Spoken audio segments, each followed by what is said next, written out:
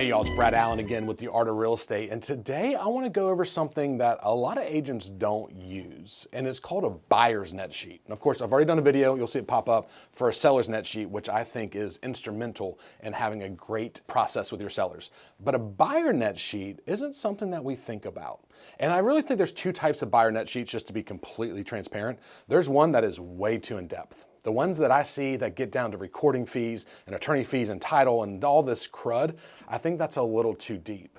But what I mean by buyer fees is I want to have a very quick and easy to understand form that I can put in front of a buyer to show them the big stuff. So go with me on this for a second. How many of y'all have worked with a buyer that is on the fence and that you can't understand why they're not jumping on this house, why they're not getting pre-approved, why they're not doing certain things that most buyers normally would do? They're scared. And typically the scarcity comes down to two things.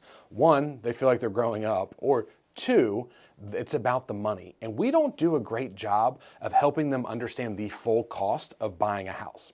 Sure, they're gonna get pre-approved, and sure, they're gonna talk to a lender and talk about certain things, but nobody's really gonna sit down with them and go through it. So let's start with what is a buyer's net sheet to begin with. This is a sheet just like a seller's net that goes over the big expenses the buyers need to know. I don't know about y'all, but I've had several buyers over my career. By the time we get to inspections, they're like, hey, I don't have money for inspections. And y'all, that kind of hurts my heart a little bit, not because they're broke, but because they're not putting themselves in the best situation, that they can't afford inspections to make sure they're buying their biggest asset that is in good condition, or at least an acceptable condition. And so it's really could put them way behind. And that really kind of scares me. So when it comes to a buyer's net sheet, there's a couple things you need to do first. Do not become a lender, do not become a financial planner, do not become an attorney or act like one. You're not gonna become one, don't act like one. But I would talk to the lender first. So by the time you get here, obviously I would love to have a buyer pre-qualified already. So that lender can tell you estimated down payment, estimated closing costs, and some of the big numbers that we need. So in this form,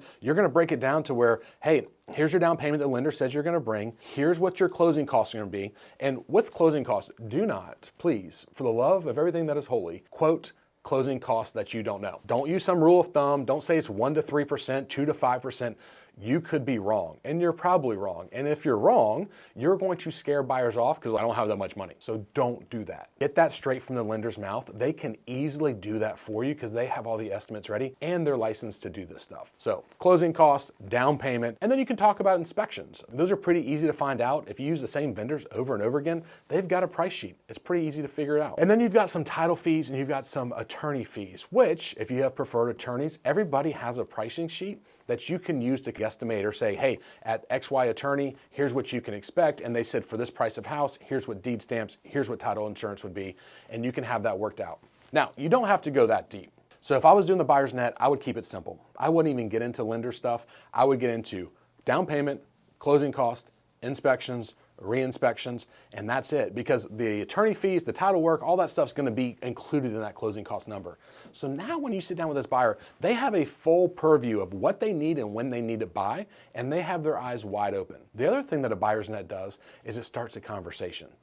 You're gonna find out quickly if the buyer's like, hey, I don't have money for inspections, or hey, I don't have money for that, or I'm not ready for this, this stretches me. Would you rather know that you don't wanna work with a buyer up front, or after you've shown them 60 houses and they're dragging their feet and you can't figure out why, or they're lowballing the shit out of houses that are driving you nuts and they're never gonna win them. But with your fiduciary duties, you're gonna have to show them. You're gonna have to write them and you can't stop. But they've always got an ace up their sleeve that they're not telling you about. They're broke. I think the best thing that buyers nets do is it's all about transparency. It's eyes wide open. And when you're transparent and you're honest and you educate your buyers, they're more likely to listen to you down the road when you have to start guiding them on negotiations and repair addendums and everything else. So start it off on a good foot. Show them the numbers that you're able to show them, walk them through the process. And if you do all these things, I bet you'll have a lot better experience.